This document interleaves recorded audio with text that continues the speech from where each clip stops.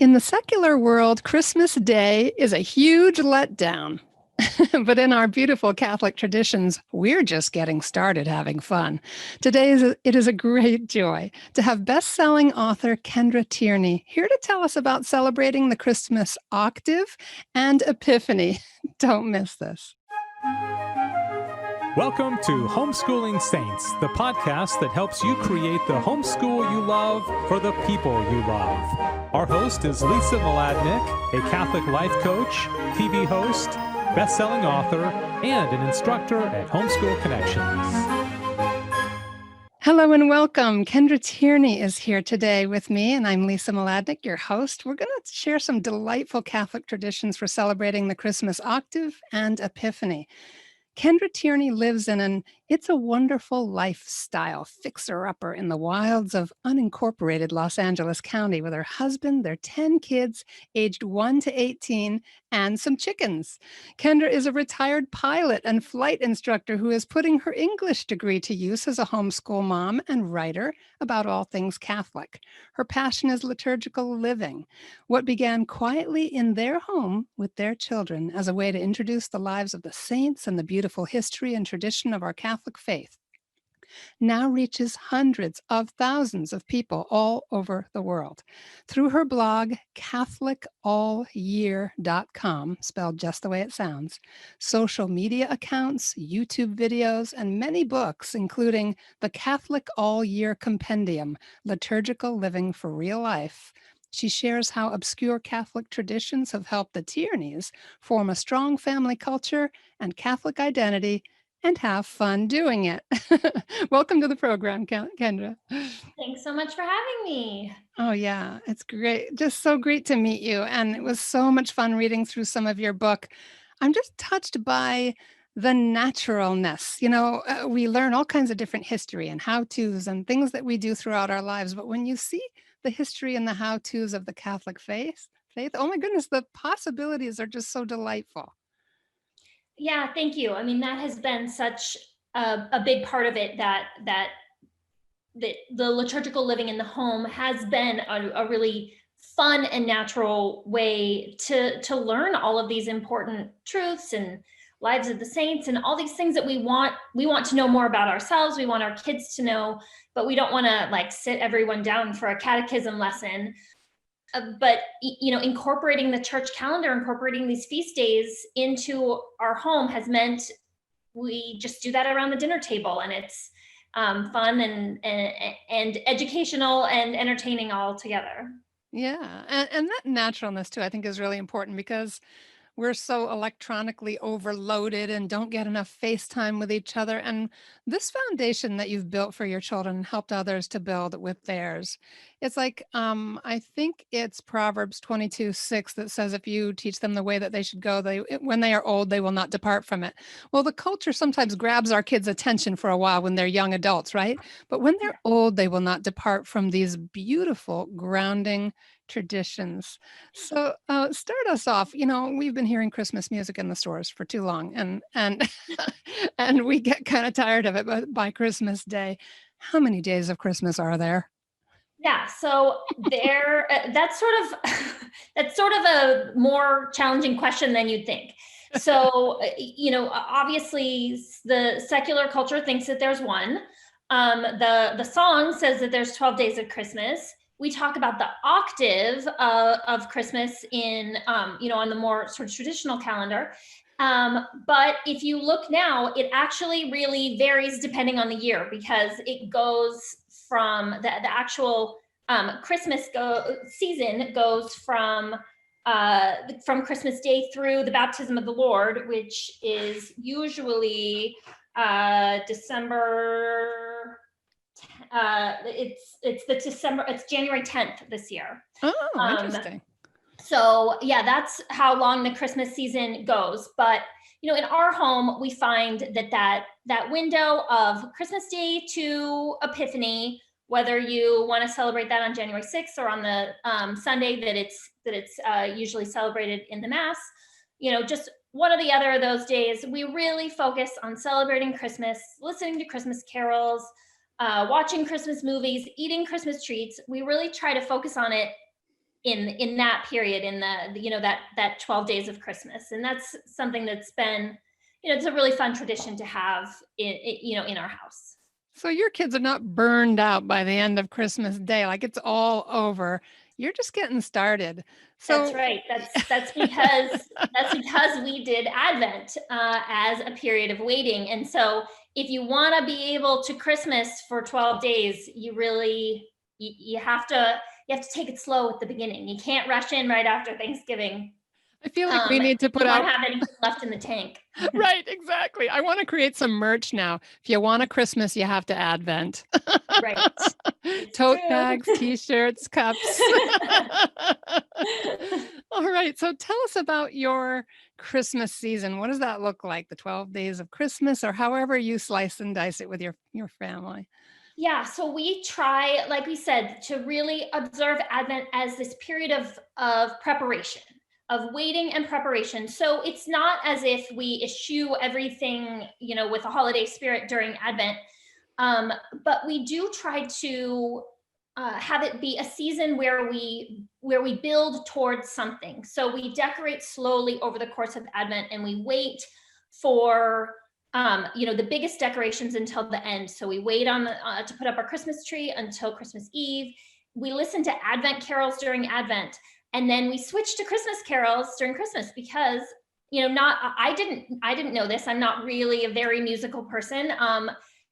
But so I didn't realize that it's completely different, canon of music for Advent versus for Christmas, and those carols tend to get mashed up on, celebrity Christmas albums. But there really are different songs for Advent than for Christmas. And so we listen to Advent music during Advent, and then we switch to Christmas. And you can find specific playlists on Spotify if you're into that. And so then once Christmas comes, we really we focus on eating our Christmas cookies and our Christmas treats and stuff, some of which we baked during Advent as a family activity, and so that we'll have gifts that we can give to other people and things.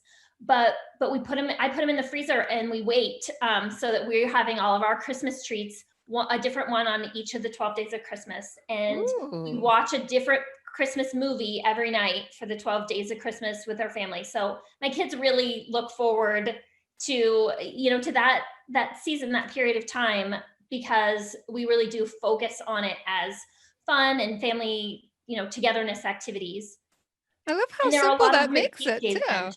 I'm sorry, what? I interrupt you. It just sounds like it makes it so simple too. If the cookies are frozen and you have your favorite family movies, that's not hard to do.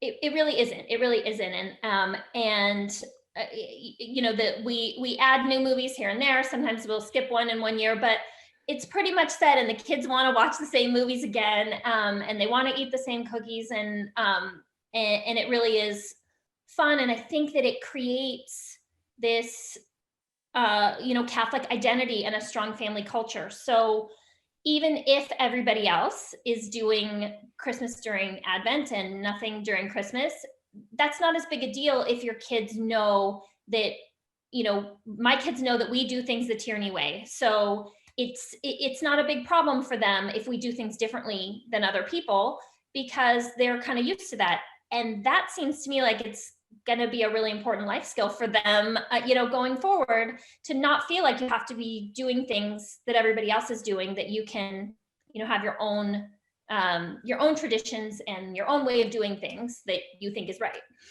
That is so awesome. Step us into what decorating and gift giving looks like, that transition from Advent into Christmas. What does it look like in your home? Yeah. So, over the course of Advent, we've been trying to make homemade decorations. We've been adding different pieces to our sort of bigger family nativity set. We bring things out every Sunday to sort of build the nativity scene over the weeks. We make we'll do like family crafts, like family like cutting out snowflakes, or making wreaths out of just evergreen branches from the yard. And things like that you can read about in old books about books like The Children of Noisy Village or the 24 Days Before Christmas. There's old children's literature that really gives you this window into how Advent used to be celebrated. So feels like preparation, feels like building to something. And then on Christmas Eve, we hang our stockings, we put up the Christmas tree, we put baby Jesus into the manger in the nativity scene, and then it finally is Christmas. We sing Away in a Manger and Silent Night on Christmas Eve, and then it really feels like that season has officially started. And then there's a few things that really sort of define Christmas for us, which is the Christmas treats and the Christmas movies, but also instead of doing like an Elf on the Shelf kind of thing during December, we have traveling wise men during Christmas.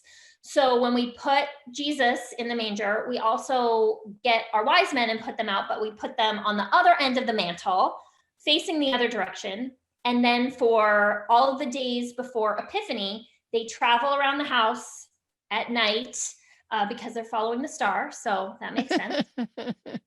And then the kids can look for them and find them in the morning. They don't, get into a lot of trouble like I hear the elf does, but the kids can find them in a different place. And the nice thing, one nice thing for a mom is that if it so happens that the wise men did not move overnight, then it just means that a camel was sick or there was a sandstorm or something, but not to worry because they always make it. Somehow they always make it. But yeah, so Christmas songs, Christmas carols, actual Christmas carols, and making a point of singing them together. And the wise men moving around, and the tree is new for us, and the house smells like Christmas. And it's just a complete shift, right, from the way that the secular world does it, but it's a shift towards the way that Christmas was traditionally celebrated in Christian countries. Yeah, I'm really noticing that virtually everything you've described costs us nothing, or virtually nothing, and is so rich. Children's imaginations are so amazing. I love the camel getting sick. And then if you say you missed a couple days because they had a layover for a sandstorm, they could always take a shortcut, right? If they have to get there on the right day. Yes. They're resourceful wise men. And yeah, and the other thing too is I noticed from your compendium, the Catholic All-Year Compendium, is that you go from an Advent wreath to something different visually as well, which I thought was just so elegant. Yeah, it's really fun. So again, we have a homemade Advent wreath. I really like nature-based decorations that you toss and you make again the next year. And I learned that from old books, from the way that the decorations were traditionally done by families who didn't have a Walmart or a Costco to go to. So I just really like that. And it's great for last minute people like me too, because all you need is your scissors and some trees in your backyard or maybe at the park. So we get jar candles that I put on a platter, and I surround them with branches and pine cones and seeds and berries that I can find. And I spray them with water every couple days as I remember. As they start drying out, I just cut some more and stick them in. And then at the end of Advent, I take the Advent candles out and we put a big white candle in the middle, and that's the Christ candle. And that's something that is traditional for Advent wreaths, but that I had never heard of growing up, that you replace the Advent candles with a white candle for the middle, and then you keep using it as a table decoration all throughout Christmas. That's fabulous. I just love that so much. And I can also think there's every different family with its cultural backgrounds and its physical environments will make little adaptations so that even if they listened to every word you did and never did it exactly, every single home would look different. Absolutely. It's so sweet. So step us into what else is happening during the octave. You're celebrating Christmas, but what other opportunities are there for celebrating? Yeah, it's something that I know Catholics sometimes worry about with regards to Christmas is Santa and this, this fixation that kids can have on Santa. And I always tell people, well, if you celebrate saints all year round, and if you have treats and traditions associated with them, then it's hard to get super fixated on Santa, because you celebrate all sorts of saints days, and Santa isn't the only, Saint Nicholas isn't the only saint your kids know. So in keeping with that, we do a special feast day for Saint Nicholas in December, but he also, he brings our kids presents on Christmas. But then that week, that octave of Christmas has some really beautiful saints that they're called the Comptes Christi, is the way that they refer to the saints of the octave of Christmas, which is the close to Christ, because which I think that is just such a beautiful thing. So if you aren't in the habit of celebrating feast days in your home and want something to make that octave feel special, these are the saints that are close to Christ. And so there's really fun traditions that are associated with them. So the very first the saint on the day right after Christmas is Saint Stephen's Day, which is sometimes also called Boxing Day. But Saint Stephen, we know from the Bible, was the first martyr, and so I think it's really interesting to think that the church holds up this very first martyr right next to the incarnation, just sort of as a reminder of what, Jesus came to die for us. And Saint Stephen, who was bearing witness to Christ, also died, and set that example as a martyr for us. And this is something that I guess, if we go through all these feast days, we'll also come to the Feast of the Holy Innocents, which is celebrated on December 28th. And that's another one that people think, yikes, should I talk to my kids about this? But it's important to think about that, these Bible stories, we want our kids to know, the church has always wanted our kids to know. And if you're looking at it from a secular perspective only, then it's just nothing but a tragedy that these babies were killed when Herod was looking to kill the baby Jesus. And so he just had all babies under the age of 2 in the area killed. Now, that's a really, really sad story, but St. Augustine points out to us what an amazing honor it would be to be mistaken for Christ. And that's the honor that these babies have, is to be mistaken for Christ. And we should all live in such a way that someone would think, oh, you must be Jesus. So the thing I wanted to do to him, I'm going to do to you. But we want our kids to know, for Saint Stephen and for the Holy Innocents, that's not the end of the story. We know that they have a happy ending, that what Herod wanted was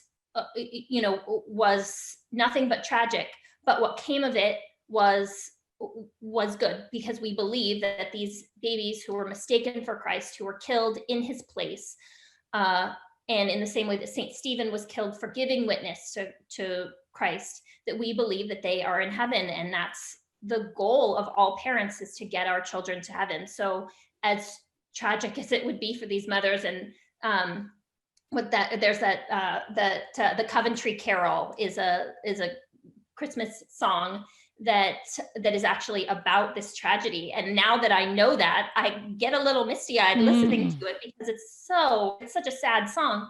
But we remember that even sad things can be used by God for good. And so again, that's what liturgical living in the home is about, is having these conversations around the dinner table so that we learn and our kids learn. And there are actually some really funny, really old traditions associated with the Holy Innocents. It was kind of the April Fool's Day of the Catholic liturgical calendar in Europe, because they figure that Herod meant to do something bad and actually did something good. So he got tricked. And so it's sort of the day that they would play pranks on each other. Children were put in charge of the household on that day. And so we, within limits, let our kids make choices for the day. And we serve a sort of modified baby food. So either I'll do something like shrimp and grits or something that seems a little baby foodish, or we'll just do something funny like, stuff that that babies in our family like chicken nuggets and applesauce, and we all have to eat that for dinner. That's so much fun. And there's a beautiful quote. I don't have the whole thing in front of me, but in your book, and maybe this was from Augustine, but that he gave crowns, meaning sainthood, to the babies, that Herod gave them crowns and gave saints to the church. That's that beautiful trick that happened on Herod that then the children end up playing out in their role reversal games. That's just it's so delightful. There's so much about our faith that seems contradictory or paradoxical, isn't it? That we bring joy, that Christ brought us the ultimate joy by dying and suffering for us, and that the death of these children can actually bring a festive quality to our celebration. Yeah, absolutely. It is the beautiful contradiction of our faith. Just gorgeous. All right. Where would you like to take us next? Because there's so much in your book between now and Epiphany. So this particular year, we have the Feast of the Holy Family is on December 27th, and that's also the Feast of St. John. So St. John the Apostle, the beloved disciple. So the Feast of St. John, there won't be a Mass for that this year, but that doesn't mean that we can't still celebrate it in the home alongside the Feast of the Holy Family. And those two feasts actually go together very nicely, because we know that St. John is the one who took Mary into his home. So he's certainly, he's as close as you can get to being part of the Holy Family, and not actually be. But there's a really great tradition associated with the Feast of St. John.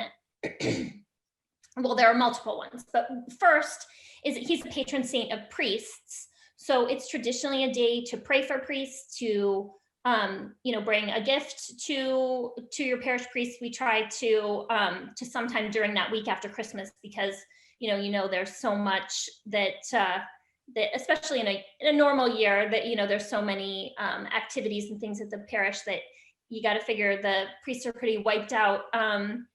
And so we try to bring them a little gift basket or something on the Feast of St. John to say thank you. Be on a Sunday, so I guess one less trip to make. But the tradition is to drink the love of St. John, and so you would bring wine to the church and ask the priest to bless it for you, and then you bring it home and you share. Now, usually it would be from one cup, but you can also do multiple cups and everybody just take their own. But the tradition is that you take a sip, that you offer it to the person next to you, and you say, I drink to you the love of St. John, and you take a sip, and then you hand them the cup, and then they say, I thank you for the love of St. John, and they drink, and then they offer it to the person next to them and say, I drink to you the love of St. John. And you just go all the way around the table. Like I said, you can do individual cups if you don't want to share cups. But it's just such a neat tradition, and it's a really old tradition. It's 1,000 years old, at least, tradition of drinking the love of St. John. And the reason that we drink the love of St. John is that he was an emperor attempted to poison him by putting poison in his cup of wine, and it didn't kill him. So that's why if you look at paintings of St. John, you'll often see him with a cup of wine that has a cute tiny little dragon like curled up on the side of the cup, or sometimes it's hidden somewhere in the painting. That's the fun thing about getting to know these lives of the saints. It makes going to art museums more fun. But yeah, so look for a tiny dragon around. St. John. But it's so it's drinking blessed wine as a hope for health and and a prosperous sort of New Year tradition, and just remembering the way that John was so devoted to Jesus and was such a good friend of his and ate with him, and so it's a great thing to remember during that festive family time of the Christmas octave. And I love that. Like, the more I learn about the liturgical year, and I don't know it as well as you do, because you really understand all the background, the origins, the history, why, all the symbolism as you were just describing. But Catholics really can, if we just live as Catholics and just enjoy it, can have way more fun than everybody else. I'm sorry, but it's true. No, it is absolutely true. And I tell my kids and anybody who will listen to me that my goal is to make Catholicism weird again. Because I really think that we have lost a lot in these concessions that we have made to ecumenicalism, and the idea of being in dialogue with people of other faiths and our Protestant brothers and sisters, I am all for, but the whittling away at traditions because other people think they're just a little bit too weird, I say no to that. And that these traditions are fun and they're funny and they're memorable and they are really useful in catechism. And again, like I always say, I'm always harping on that Catholic identity, that if we want our kids to stay Catholic, it has to mean something. It has to be different than not being Catholic. So, having these traditions, having these things that come back around every year with the liturgical calendar, that creates that Catholic identity. That's just one more thing that you'd be walking away from if you walked away from the Catholic Church. It's like I'm thinking of St. John Paul II. Someone just shared a quote with me from a biography of his life, where it basically described him as having fought through culture against the things that chipped away at the church, through holding up a Catholic culture. And I feel like too, when we're having fun and we're laughing and it's a little silly and the little kids are getting their sip of wine, which is a little kind of exciting. They're also invoking the name of a very great saint in the home, and one after another they do it. They ritually do it. And I have to think that in the spiritual realm, that is powerful, that is something, when it's happening in your home, that draws down incredible graces.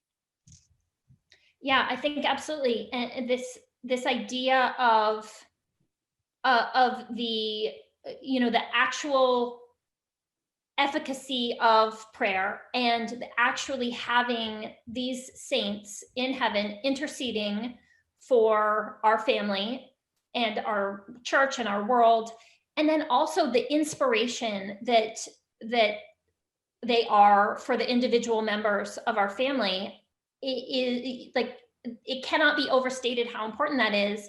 That I think it's easy to think, saints are quiet nuns in a convent, or saints are all in one particular way. And as you get to know these different saints through the liturgical year, they're all so different from one another, and just to look at the way that St. John, versus St. Peter versus St. Paul, that whatever your temperament, there are saints who were like you. There were saints who had your particular struggles and deficiencies, and triumphed over them, and saints who had your gifts and used them to make the people around them and their world a better place.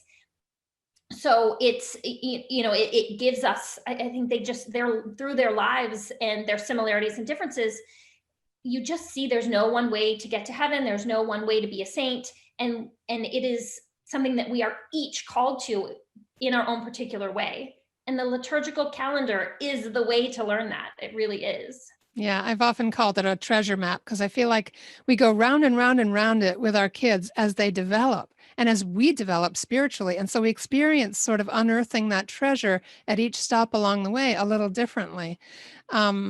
it also has occurred to me so many times, and as you're talking about how important this all is, that that we are kind of walking with the saints. We're by acknowledging them, learning a little something about them, we befriend them.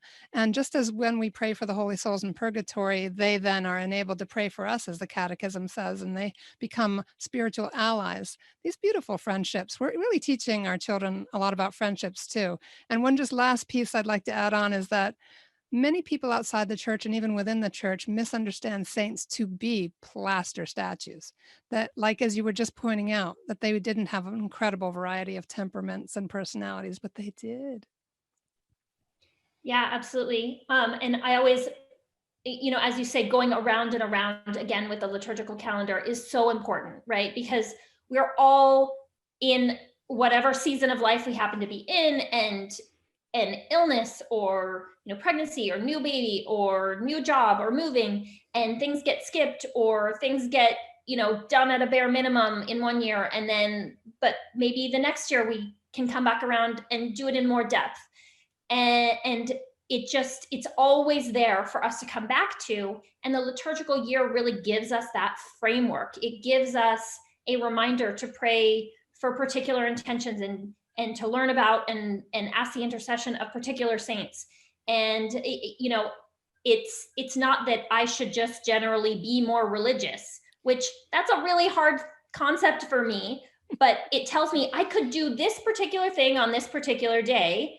I could pray this prayer on this particular day or during this month. And that to me is the sort of the kick in the pants that I need to actually get it done. Yeah, neat. So, with the time that we have left, take us out with what is Epiphany like in your home? What are some of the fun opportunities? Yes, so Epiphany is really great. Epiphany is really fun. I think that the most important thing that we do, well, first off, the wise men arrive at the nativity after their fun journey. But it is traditional to bless houses. The house blessing is the traditional thing to do for Epiphany. So if you've never had your house blessed, you should invite a priest over to bless your house.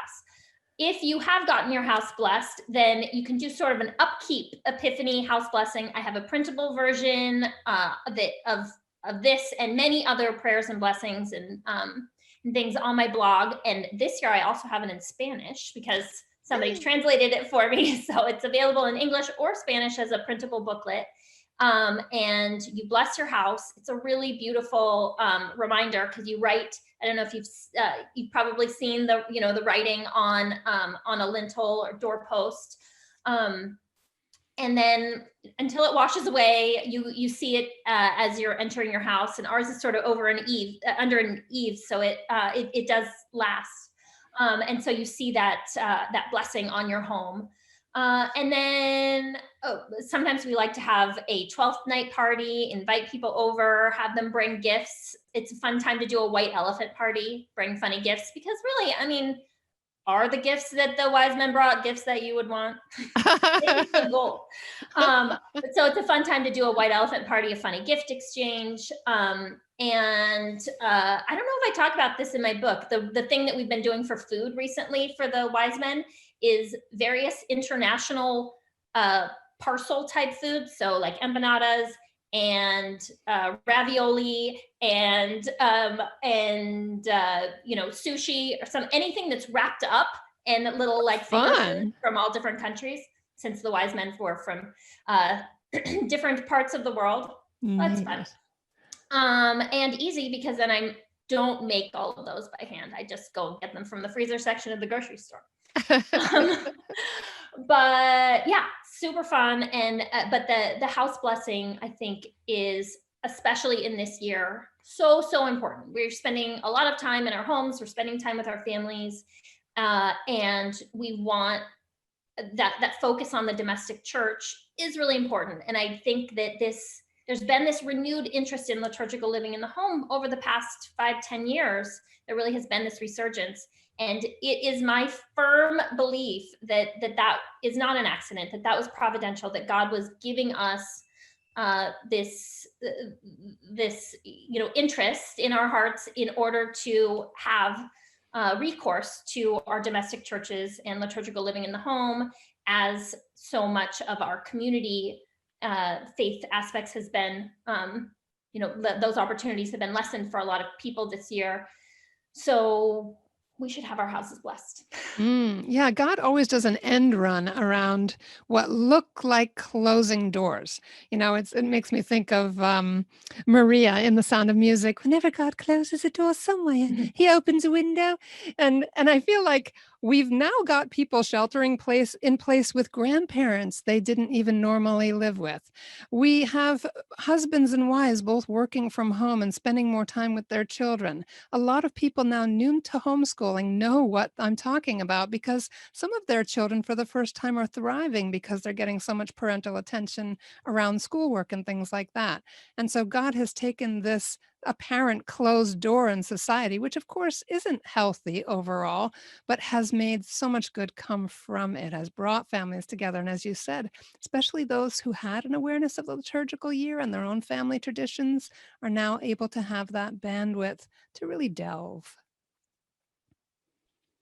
Yeah, absolutely. I mean, I couldn't agree more. It in some way, I feel like I'm in a dystopian future novel or something where, like, I have been preparing for this year for the past 20 years. Like, this is it. Yes, I can tell you how to do this.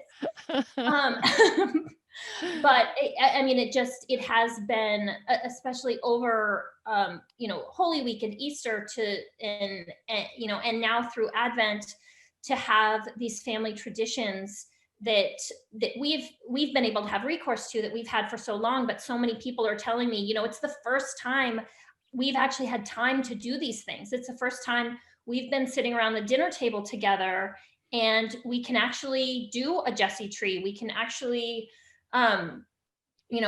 do a novena together as a family, because we're not all running in 6 different directions at all times.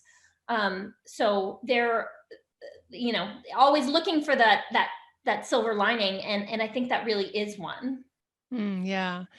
Any final thoughts for people who maybe are thinking about buying the Catholic All Year Compendium, might feel a little bit overwhelmed right now, but they're really intrigued by what they're hearing? Yeah, absolutely. I always tell people that when I get going on liturgical living in the home, it seems really, really overwhelming. And that's because I am a noted overdoer of everything. You don't have to overdo things. You can do liturgical living in the home in exactly the way that works for your family. And for us, it's really a dinner table based system, because we have dinner as a family together every night. That's a real, focus of our family culture.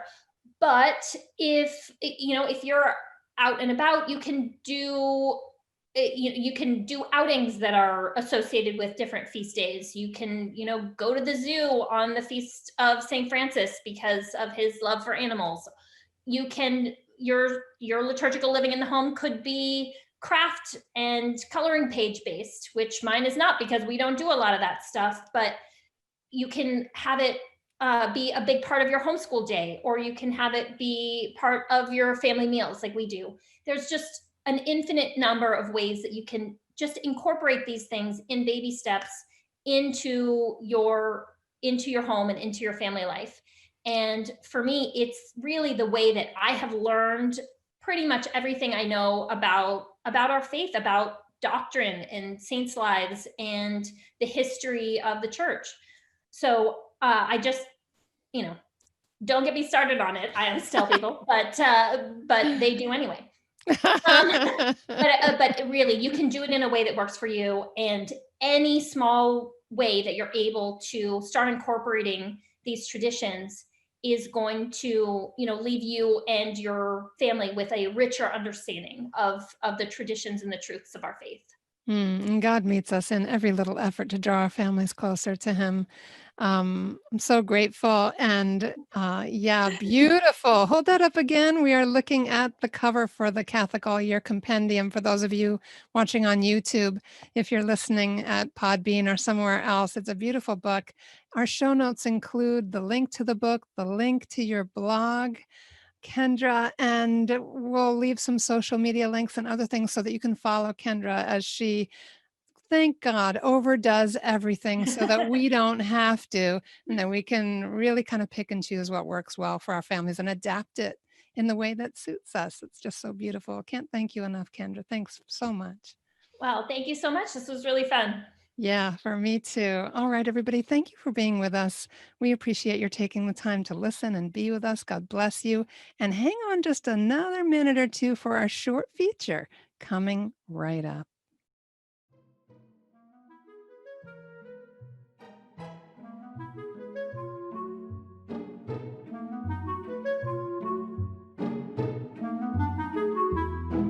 Hi, I'm AJ Catapan. Welcome to Books and Blessings, a place where I get to share with you some of my favorite books for Catholic teens and tweens. Today, I'd like to introduce you to Life-Changing Love, a young adult novel by Catholic author Teresa Linden. In Life-Changing Love, there are several love stories going on. However, the main character is Caitlin, who is about to turn 15 and is being introduced to the idea of old-fashioned courtship. There's no dating without parental involvement, and things must be taken slowly. Caitlin would like to try out this new way of getting to know someone with her crush, Roland West. But Caitlin's not the only girl with her eye on Roland. Another girl's interested too, and her parents aren't holding her to any courtship rules. How can Caitlin compete? To complicate matters, another girl she knows is pregnant, and the boyfriend's pushing for an abortion. Caitlin wants to convince this girl not to have an abortion, but that proves challenging. Then Caitlin learns something about her own parents and their dating mistakes that makes her question everything she's learned. Should she even follow her parents' guidelines about courtship? Author Teresa Linden is one of my fellow Catholic Writers Guild members, so she does a nice job of weaving theology of the body into her story. This book has a strong pro-life message and would be a great way to talk about difficult dating and sex topics with your teenager. Teresa keeps the story engaging and realistic. This is not a saccharine love story, nor are all the characters goody two-shoes. Life-Changing Love is the second novel in Teresa Linden's West Brothers series, but you do not have to read the first one in order to read this one. That being said, if your teen enjoys Life-Changing Love, he or she may also want to look at the other books in Teresa Linden's West Brothers series. To see more book suggestions, visit my website at ajcatapan.com. There you can also learn about my own books for young readers, including my YA novel Angelhood and my middle grade novel 7 Riddles to Nowhere. Thanks for joining me on Books and Blessings. Be sure to find me online on Instagram, Facebook, and Twitter, or on my website ajcatapan.com. Until next time, happy reading. That's our show for today. Our program is sponsored by homeschoolconnections.com, where you can get online courses for your grade school, middle school, and high school student. Learn from the experts and make your homeschooling easier. Be sure to leave a review and share this podcast with your friends. And we'll see you next time here on the Homeschooling Saints podcast.